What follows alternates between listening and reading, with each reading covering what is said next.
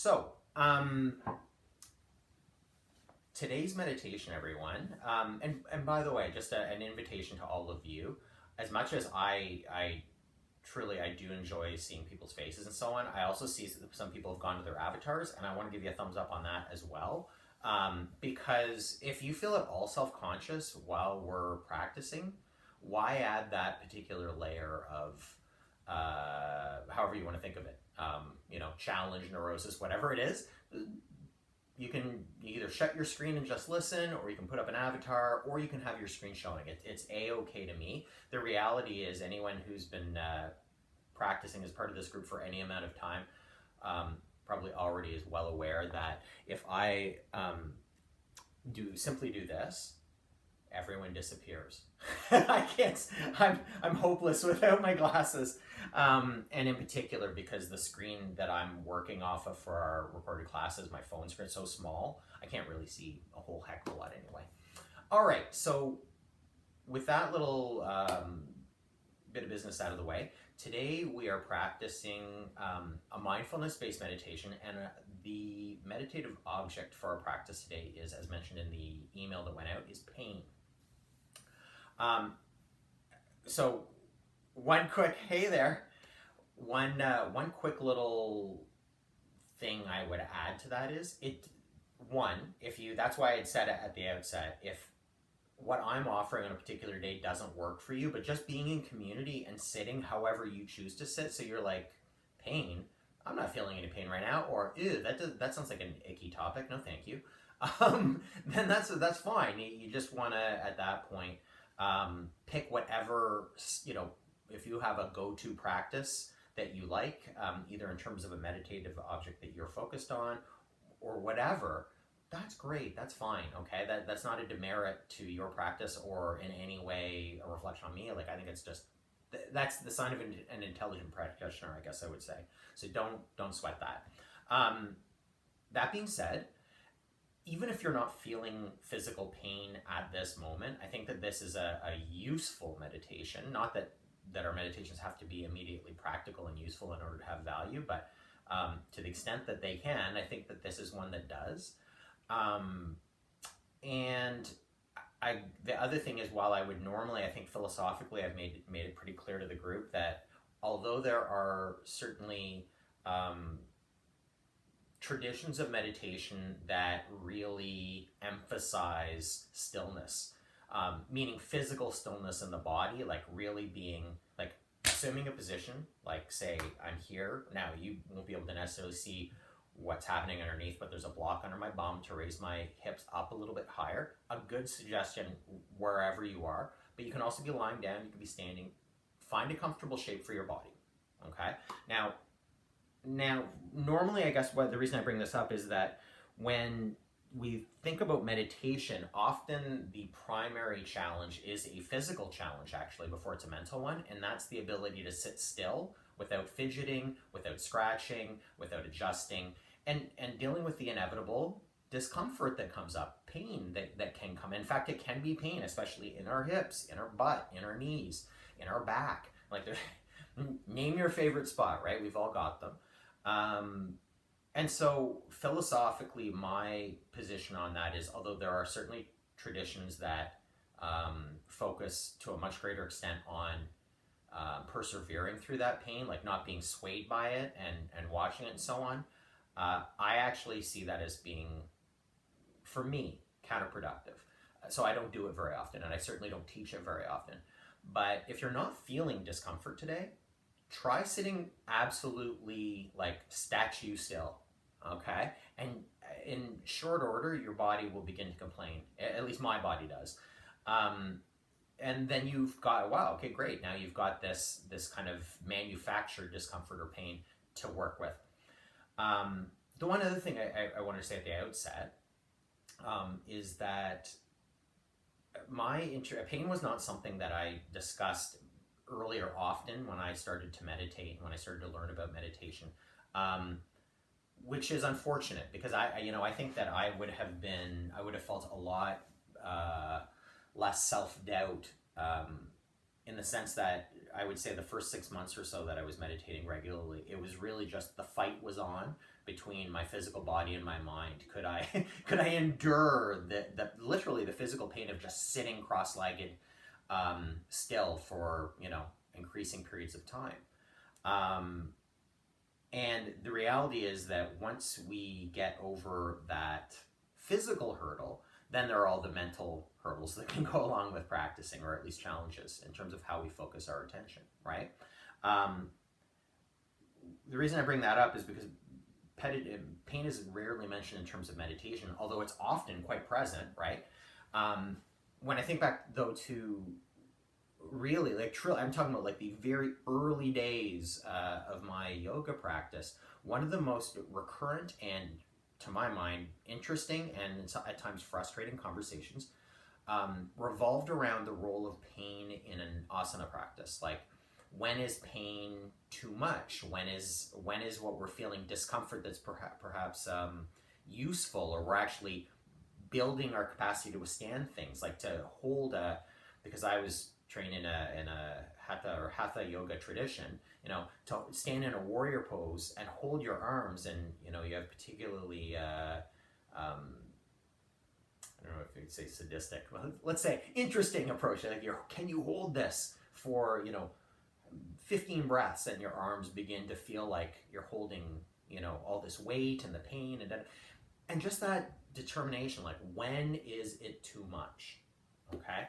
I guess what I would suggest at the outset would be unprofessional, I suppose, or a derogation of duty if I didn't say, if you are feeling a 5-alarm fire or even a 1-alarm fire, it's too much, please change your position, or please take a break.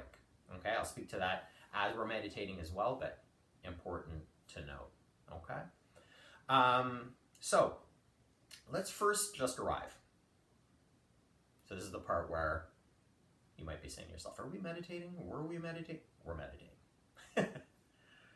Okay, so first moments. Anytime we arrive, eyes can be open, eyes can be closed. If they're open, just let them drop down a few feet, or a meter or so in front of you, and soften them. Soften your eyes, like actual feeling of the muscles in your eyes, just relaxing a little bit.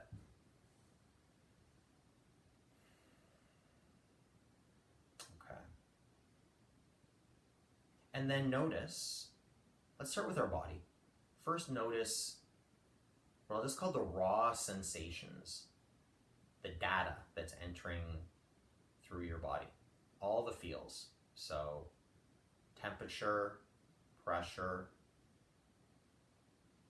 expansiveness, openness, like there's lots and lots of different aspects to our internal experience. So just feeling all of the feels across all aspects of your body. What's happening internally? Literally, in terms of what you hear, what you see, what you feel. Good. And then from there, we'll move from that raw physical data, to noticing the emotional tone. Now, you don't have to actually put a label on what you're feeling or how you're feeling right now, but notice those feels. Happy, sad, content, anywhere in between. Okay? Again, there's no right or wrong answer, but just becoming aware of. All right. Finally, going from body through our heart with all those the emotional tone, to our brain. What is going on in the thinking brain, the knowing brain, the judging brain? That's all the same brain, by the way. What have you been thinking about, or what are you thinking about? What are those pesky thoughts that are kind of, tap, tap, tap? You're trying to focus in on just sitting, and then this comes up, and then that comes up. Stay with all of that for a moment.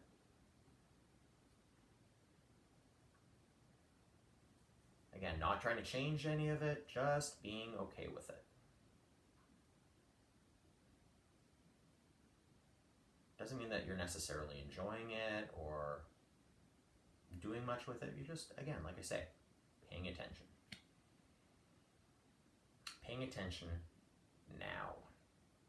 So like our bodies that's why our bodies are such a good conduit for that. Our bodies they primarily live in the here and now. Our thinking minds, lots of time in the past, lots of projecting forward into the future.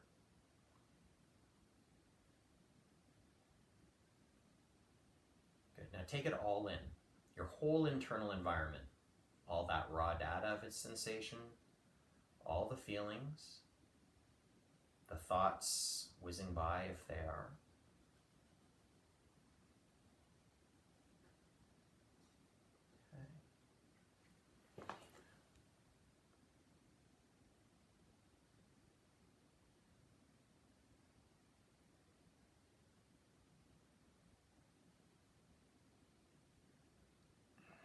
Okay. And if you are at home and you've got, I'm just trying to figure out how to do that. If you've got your mic live, if you wouldn't mind muting, that would be it's not painful, but it is, I'm catching some ambient noise. Awesome, thank you, in the background. Isn't it interesting what, once we're trying to pay attention to one thing, something else can slide right in there. Okay, take your whole body in. Take your external environment. What is happening around you? So you can see that's where my mind went. Externally, I was hearing. What do you see around you if your eyes are open? What do you see around you if your eyes aren't? Okay. And then I'm going to ask you to find, I was going to say a safe word. That's not right. To find a happy place. Okay, we sometimes talk about a meditative object or an anchor, or my preferred language there is surfboard, because we're like literally surfing consciousness. But today we'll call it a happy place, because we're actually, if we're meditating on pain, or on our actual discomfort, physical discomfort, then really the name of the game here is going to be able to tune into that, and to not, pick up a bunch of the extraneous stuff, okay? And to have a safe place to go to if we start to feel overwhelmed, okay? So this might be, depends what kind of brain you have, what kind of learner you have, or are, I should say. So if you are prone to visualizing, like scenes, it might be like your happy place is a place, like it is a physical place that you might go when you feel safe and comforted. That's your place. It may just be an idea, it may be a pet, whatever it is, but have that kind of in the background, okay? Good. And then begin to pay attention to some element of discomfort.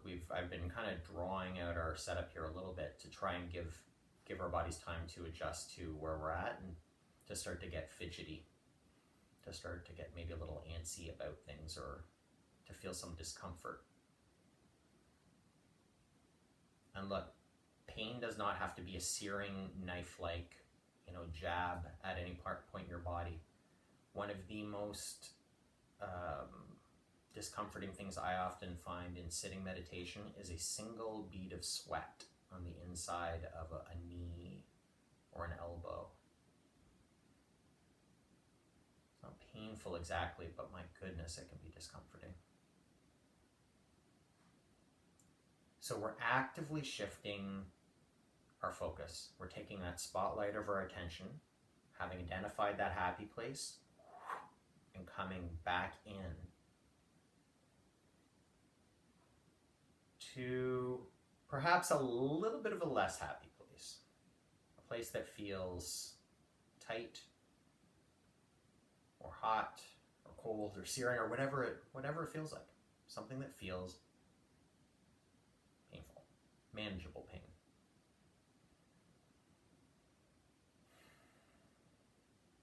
Okay. Good.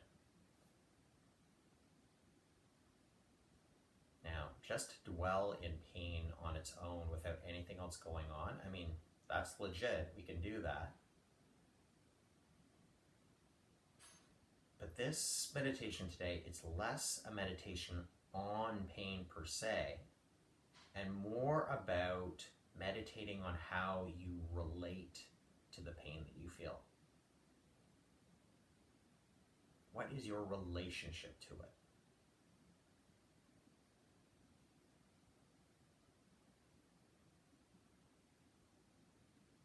I think I may, as a child, have been, it's like a sign of things to come in early meditation practice. When I was a kid, I would get bad migraine headaches. So bad, in fact, that would often linger, and even after the headache itself was gone, there was like kind of a halo effect, feeling of what felt like pain, even though the pain I knew objectively probably wasn't there. Even as a kid, I called it a headache hangover. And what I noticed, like I say again, as like we're talking 8, 9 years old, that if I could kind of let the inner chatter quiet down and get curious about those raw sensations, that the way I was relating to the pain changed. The pain didn't necessarily change, but the feelings around it did, or at least they might have done.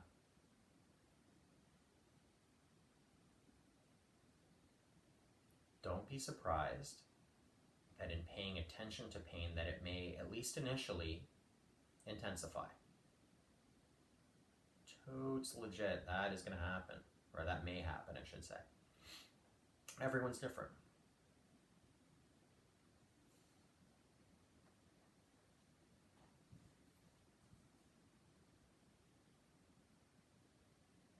So what we're aiming to do in this very first step is literally, and again, just using, I would say, like your indoor voice, so the voice in your head. That could be images, that could be words, that could be just kind of sort of ambiguous feelings, but in your own mind, can you describe that pain that you're paying attention to? What are its contours? What is its location?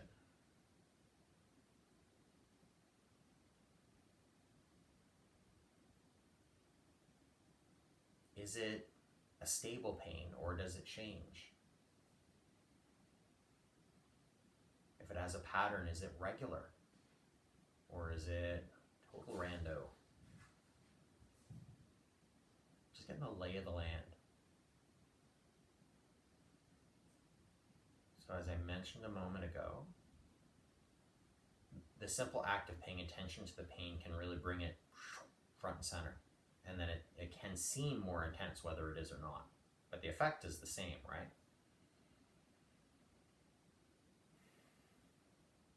But if you can get curious, not trying to change it, and importantly, not running away from it, you may notice that the intensity becomes more bearable, or that the feelings around the pain itself shift subtly.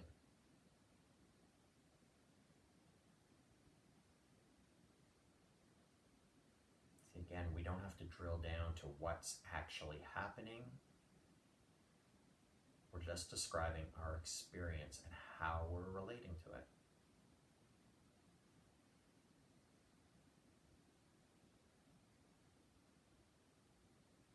Don't be surprised or give yourself a hard time if identifying what seemed like a clear pain is actually harder than it might appear.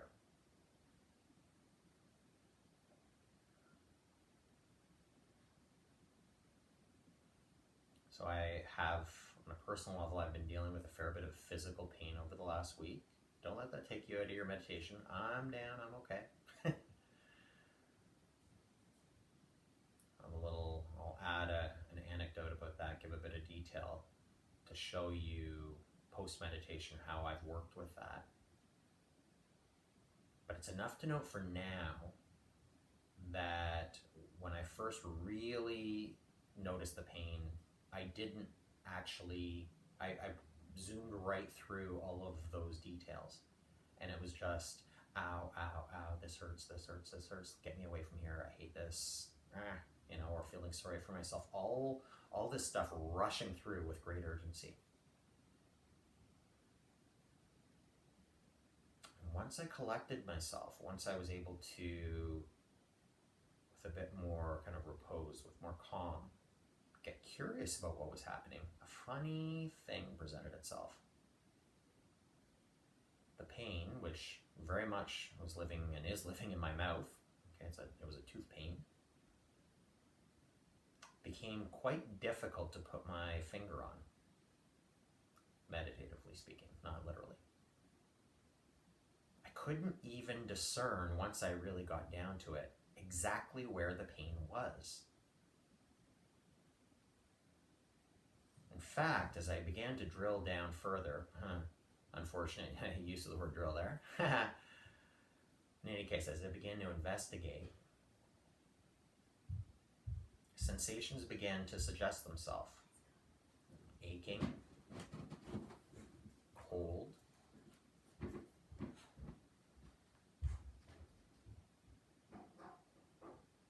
feeling of itchiness and of pressure. And a lot more than that. Each of those in much more detail.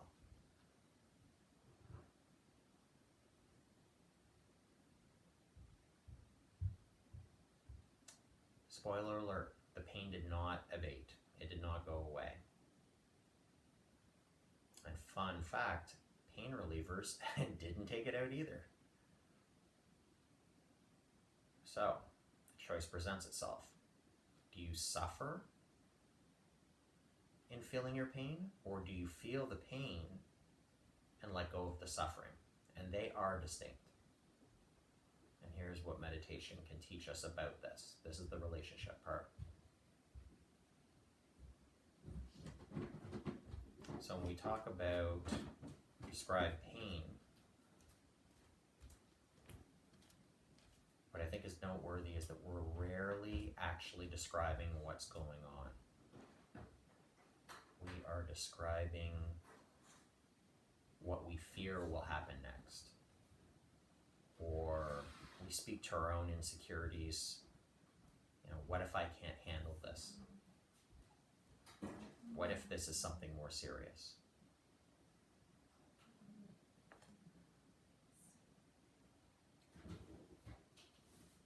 And the short answer is, if you are asking yourself that question, can I handle this? The hard answer is yes. You have to be, because the suffering is a thought. The fears, the worry, all of that comes along with this, those are thoughts. They're not the pain. They're your relationship to the pain. The pain you can endure, you are enduring it. And in fact, maybe not even endure, maybe just existing with.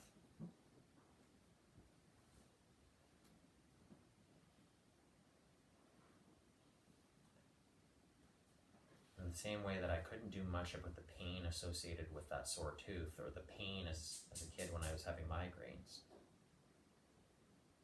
Many of you may find it impossible to negotiate a peace treaty with the actual physical sensations of pain that you're feeling. So let's be practical. What can you do? Well, you can investigate this relationship mindfully by checking out what's happening and peeling apart, sort of like layers of an onion. Oh yeah, that's pain. That's a thought that I attached to the pain. That's my suffering. I'm going to leave that aside. Oh yeah, that's pain. future. That's a thought. I'm going to leave that aside. See, this is a teaching within the Buddhist tradition. The idea of, there's a parable about being shot with an arrow, and then there's the pain associated with that arrow, but the worse pain, the pain that is perhaps avoidable through a meditative practice, is to change our relationship to the pain by letting go of the suffering that we end up layering on top of it.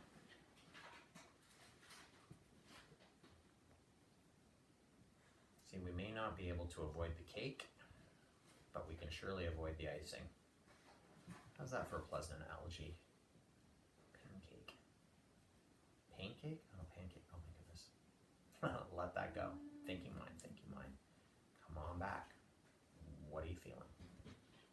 Where are you feeling?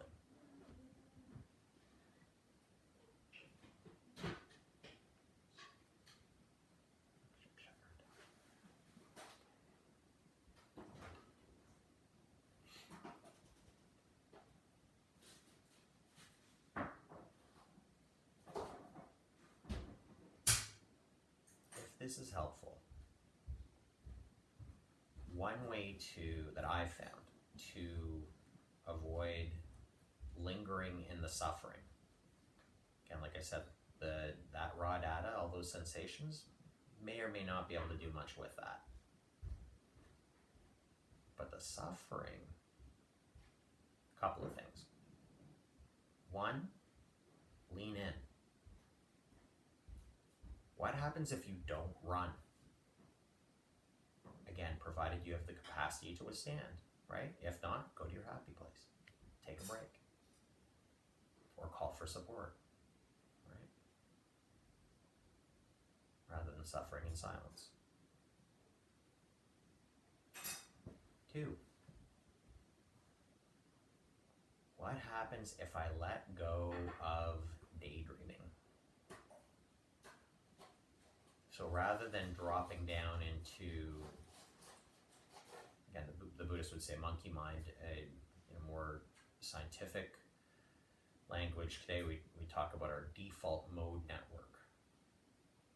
That big area in our brains, a chunk of real estate that is dealing with social standing and gossip and self-regard, all the little stories that make up one's life. And that element of our minds is uniquely human, or at least we think so. And it's wonderful. It's the seat of our imagination, of our creativity, of our individuality, and of suffering. So the default mode, that network, nice place to visit. Maybe don't live there. How do you leave? Focus. Find somewhere to put your attention that isn't just skidding along from one story to the next, from one distraction, grabbing your attention.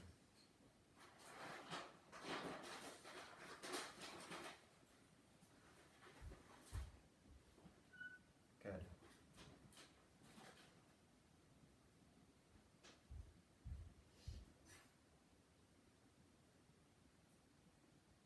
Another approach. And ask yourself the question,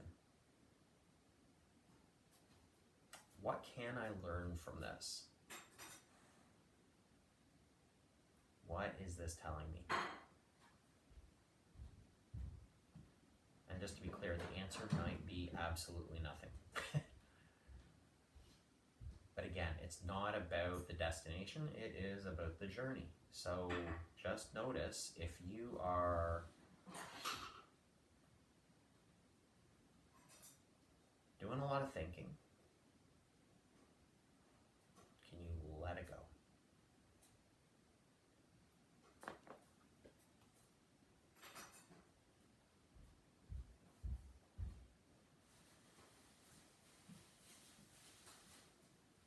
You might also note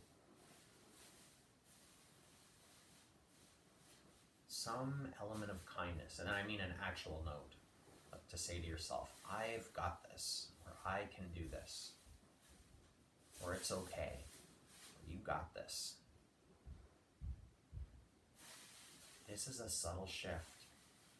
We're not trying to end the pain. We're not trying to avoid the pain. We're just trying to be okay with it and curious about it.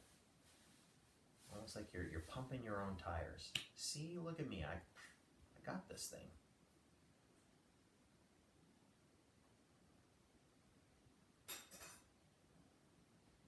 And the reality is you do got this thing.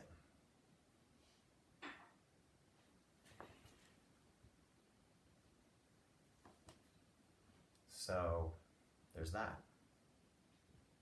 Affirmation, not escape.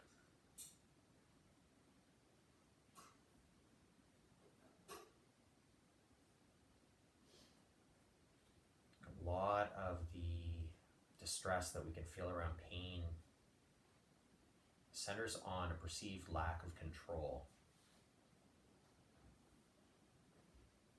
So again, there you can notice that tendency to want to control your own experience and let go of control. Or dial a little bit of control in. If you've ever had this example here would be like a mosquito bite. And you desperately want to itch the mosquito bite. Itchy and painful. You might X it out, like use the edge of your nail, and just put a little X in. And that sensation, it's sharp, right? And it's immediate.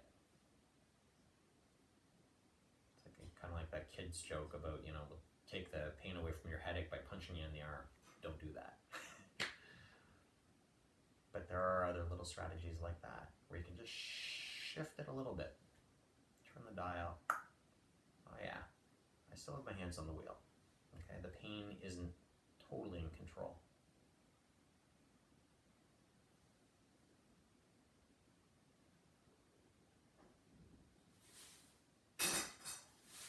Okay, notice if you become distracted.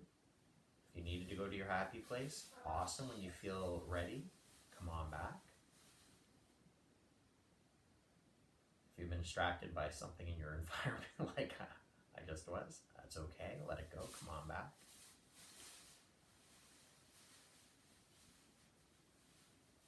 All right, last strategy.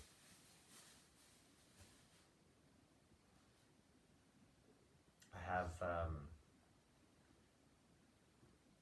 I'm aware that there will be some people and certainly some practices that focus on the power of positivity, even positive visualization, like literally to have a happy place and to reside there, not as a safety zone, but as the place that you're trying to go.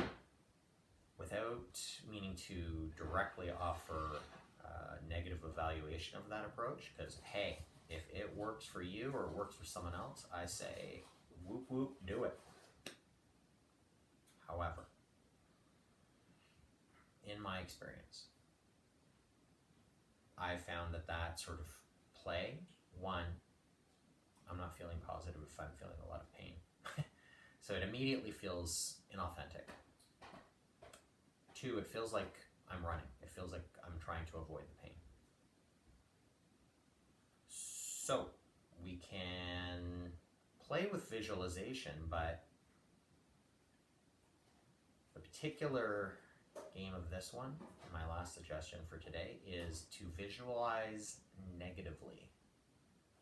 This is not my suggestion. This is one taken from Stoic philosophy. To visualize negatively is to imagine something far worse than what you're experiencing. With guardrails, okay? You're not throwing yourself into the jaws of a shark, but rather you are endearing yourself to your own experience by recognizing that even in this moment of pain, even with the suffering and the struggle, you're here. I'm not experiencing X that could be worse, or Y worse still, or Z.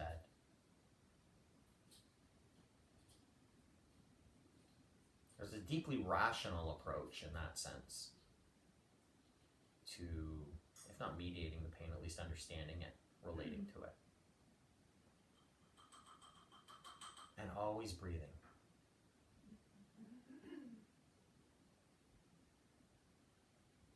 Noticing that our breath will be a barometer both of how we are feeling, how much pain may be, what the dial is set at a given moment. Okay.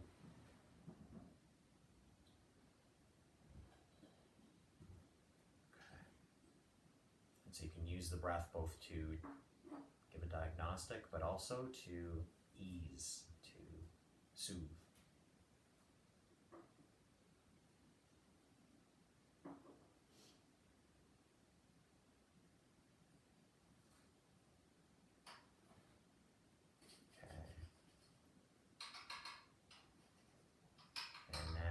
As if from divine providence there was a ringtone there in the background. That's our signal. Let's come on back. If your eyes are closed, let's open them back up.